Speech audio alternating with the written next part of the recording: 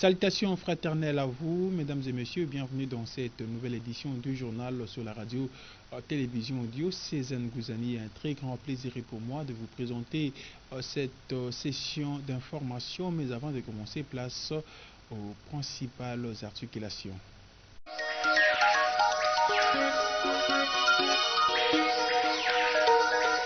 Vêture, profession temporaire et ouverture de l'année capitulaire des frères de Saint-Joseph de Boma dimanche 6 août. Monseigneur José-Claude Mbimbamba a dit la messe à la paroisse de Kabondo Saint-Charles-Luanga pour la circonstance.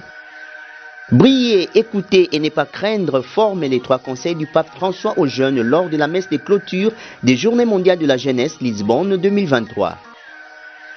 Clôture des 9e Jeux de la francophonie, la République démocratique du Congo classée 9e après avoir gagné 34 médailles au total.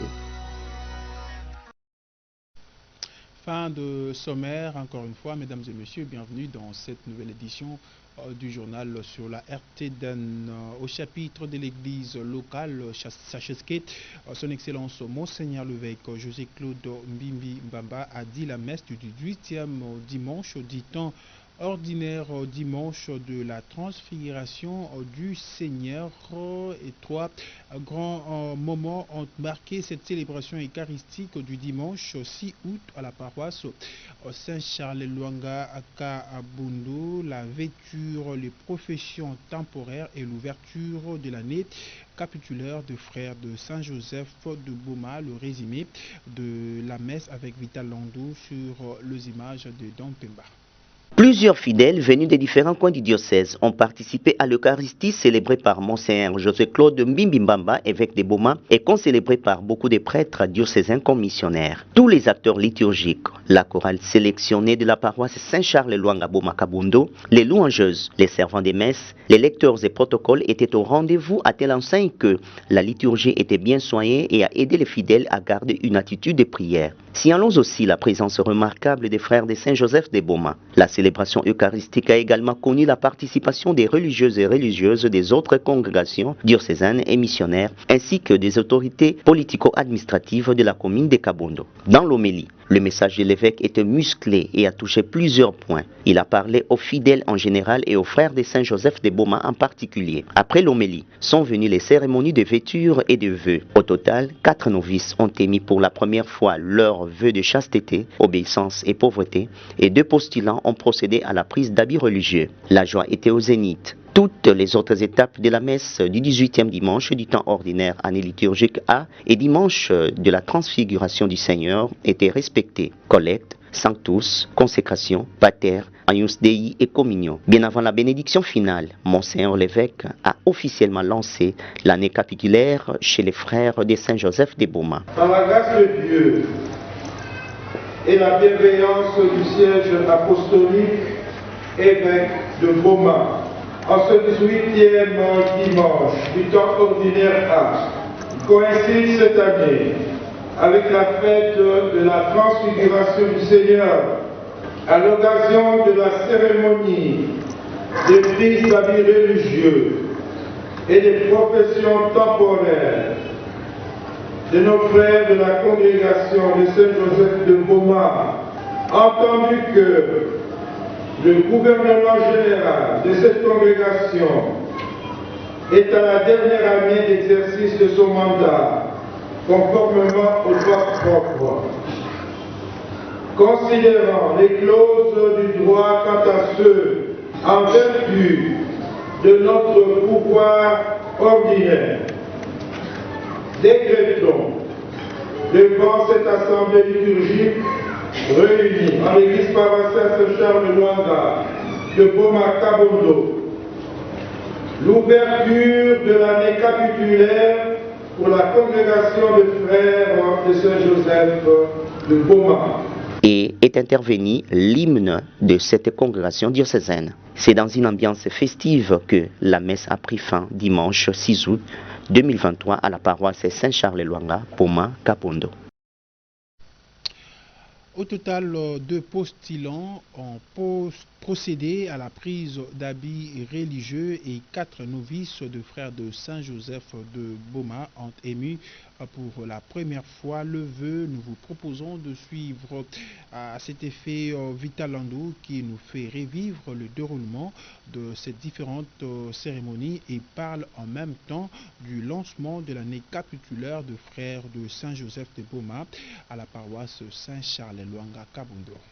Un jour pas comme les autres chez les frères de Saint-Joseph de Boma. Le premier moment particulier au cours de la messe était la vêture des 2 postulants et les vœux temporaires des 4 novices. Le frère maître des novices a commencé par appeler nommément les novices et postulants pour avancer vers l'autel et les a présentés aux autorités de l'Église. S'en est suivi l'invocation à l'Esprit Saint. Monseigneur l'évêque a béni par la suite les habits religieux devant porter les postulants. Puis les novices ont procédé à professer leurs vœux devant le supérieur général de cette congrégation des droits diocésains. Après les vœux, chacun passait signer dans les livres d'or de la congrégation. Est venue la remise des insignes, croix et constitution de la congrégation par l'évêque au supérieur général vers les nouveaux religieux. Après la vêture des postulants, ceux-ci avançaient en pas de danse pour recevoir ensemble avec les nouveaux religieux la prière de Monseigneur l'évêque. La joie était vraiment au rendez-vous.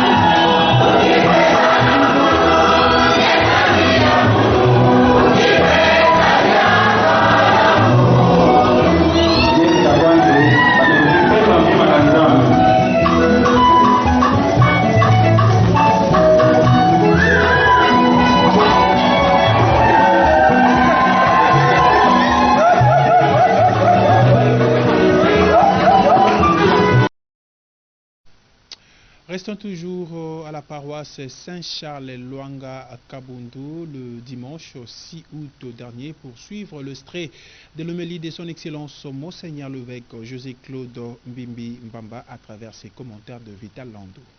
Monseigneur l'évêque José-Claude Mbimbi Mbamba s'est inspiré des textes bibliques prévus pour les 18e dimanches du temps ordinaire, année liturgique A et dimanche de la transfiguration du Seigneur. Ensemble, avec les frères de Saint-Joseph de Boma, prenons les paroles de Marie pour dire merci à Dieu. C'est par cette phrase que l'ordinaire du lieu a commencé son message et l'a poursuivi en plusieurs points, à savoir 1.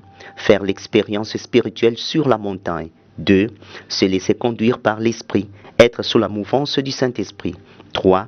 Entendre et écouter la voix du Père, écouter la parole de Dieu qui rappelle qu'il a fait des hommes ses enfants, que chacun sache qu'en étant enfant de Dieu, il a été choisi, appelé et a de la valeur, a dit le Père évêque. 4. Se laisser travailler et transformer par Dieu, être transfiguré comme le Christ, d'où avoir le cœur pur comme la blancheur de l'habit, a poursuivi Monseigneur l'évêque.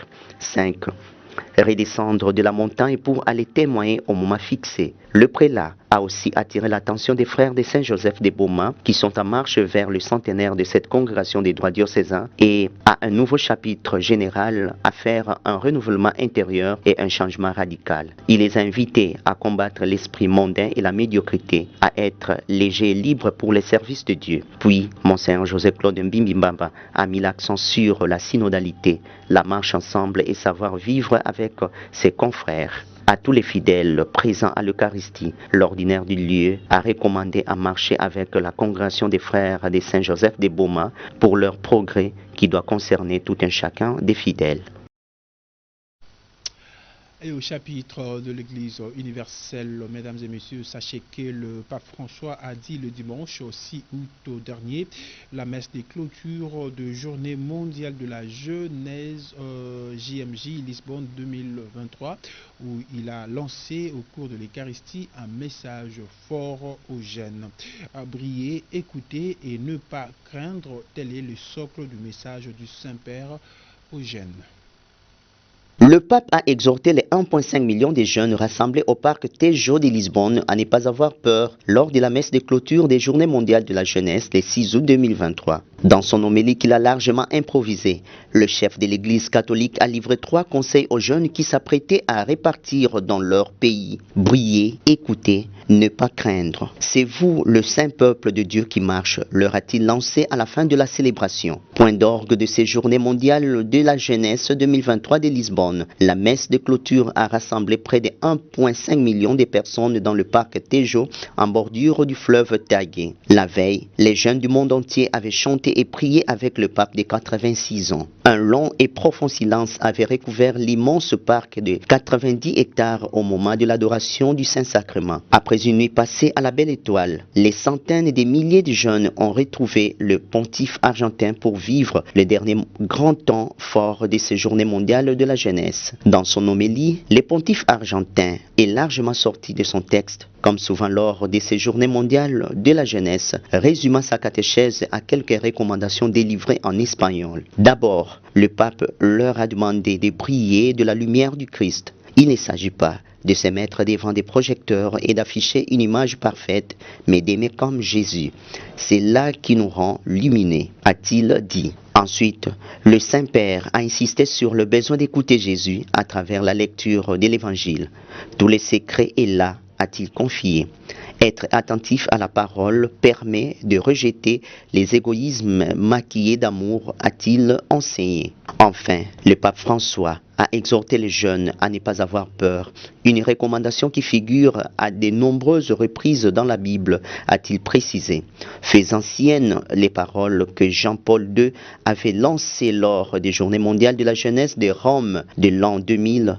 Le pape François a répété plusieurs fois en espagnol « N'ayez pas peur ». À ces jeunes qui cultivent des grands rêves, mais souvent obscurcis par la peur de ne pas les voir se réaliser, ceux qui pensent ne pas y arriver et qui se découragent, à ceux qui veulent changer le monde et lutter pour la justice et la paix. Le pontife a renouvelé cet appel à ne pas vivre dans la crainte, mais dans l'amour de Jésus. Changeons de registre pour revenir à la République démocratique du Congo, à la province du Congo central précisément, dans la ville portuaire et historique de Boma, où la bourgmestre de la commune de Nzadi, Bobette Bayakissa, invite la population de sa juridiction à observer sa libre l'air millier de vie. Le numéro 1 de la commune de Nzadi parle par ailleurs d'un système de fonctionnement hiérarchique avant d'avoir accès à certains documents à la commune et des numérotations de maisons ainsi que de nominations de Zavni. Elle est au micro de Vital Landou et d'Ampemba. Nous voulons parler un peu de certains points qui nous préoccupent ces derniers temps. Le premier point d'abord, c'est pour l'insalubrité. Nous avons remarqué que la population des Nzadi néglige beaucoup de choses. Alors, nous informons encore de nouveau que la population des Nzadi, si je comprends bien, la commune des Nzadi, c'est une vaste commune et aussi beaucoup de gens qui habitent. C'est une commune aussi mère parce qu'il y a quand même le centre-ville là-dedans. Alors c'est une commune qui englobe deux grandes routes nationales. Alors nous interpellons un peu la population de respecter un peu les normes de la propriété. Apparemment la population des Nzadi bafoue un peu à ce qui concerne les salons, surtout ceux qui habitent la cité ou encore la zone périphérique.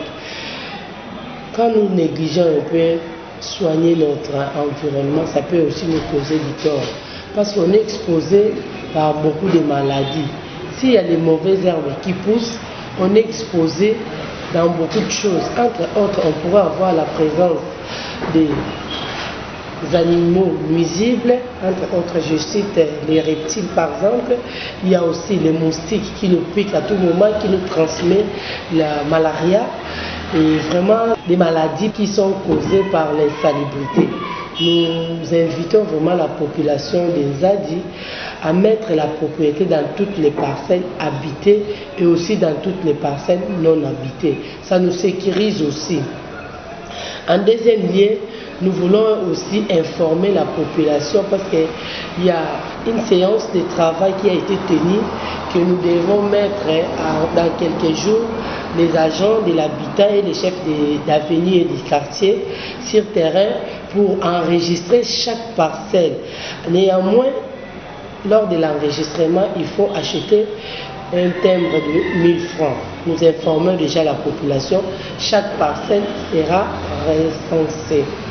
En troisième lieu, il y a certaines parcelles qui ne sont pas encore numérotées. Alors, de cette occasion, nous allons aussi identifier les parcelles non numérotées pour donner maintenant les numéros dans chaque parcelle. Et à la fin, nous allons aussi débaptiser certaines avenues, surtout dans les lotissements, les nouveaux lotissements qui manquent encore les avenues.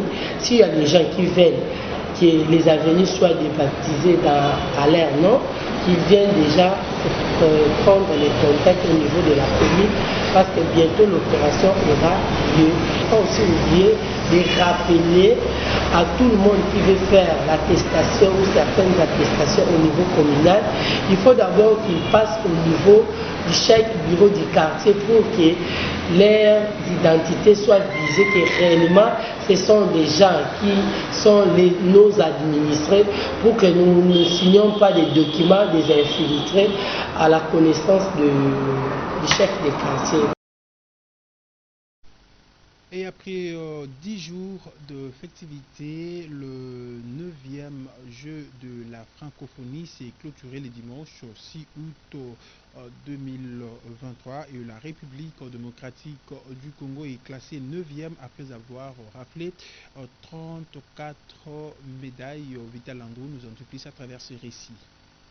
Comme à l'ouverture des Jeux, le 29 juillet, la parade des différentes délégations a ouvert la cérémonie. Le président Félix Antoine Tshisekedi a affirmé dans son discours de clôture des 9e Jeux de la francophonie que ces Jeux ont été un événement historique, une satisfaction pour le peuple congolais. Il promet de booster les sports, la culture et l'éducation avec les infrastructures construites pour accueillir ces 9e Jeux de la francophonie. Le ministre des Sports, Claude François Kabulo-Mona Kabulo, a fait remarquer que la mission confiée à la République démocratique du Congo a été accomplie. Bien avant cette clôture des 9e Jeux de la francophonie, le stade des Martyrs et le palais du peuple ont été pris d'assaut par des Congolais qui tenaient à participer à la cérémonie de clôture et au concert organisé par les comités. Le comité national des Jeux de la francophonie a été obligé de demander à ceux qui pensaient encore participer physiquement à la cérémonie de le suivre à partir de la télévision. La République démocratique du Congo a raflé 34 médailles dont 5 en or, 11 en argent et 18 en bronze. Elle se classe 9e. Et voilà, c'est par cette note que nous mettons un terme à cette édition du journal sur la RTDN. Mesdames et messieurs, mais avant de nous séparer complètement, place au rappel de principales articulations.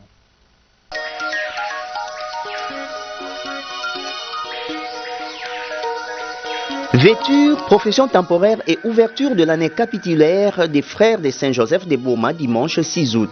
Monseigneur José Claude Mbimbamba a dit la messe à la paroisse de Kabondo Saint-Charles-Luanga pour la circonstance. Briller, écouter et ne pas craindre forment les 3 conseils du pape François aux jeunes lors de la messe de clôture des Journées mondiales de la jeunesse Lisbonne 2023. Clôture des 9e Jeux de la francophonie, la République démocratique du Congo classée 9e après avoir gagné 34 médailles au total.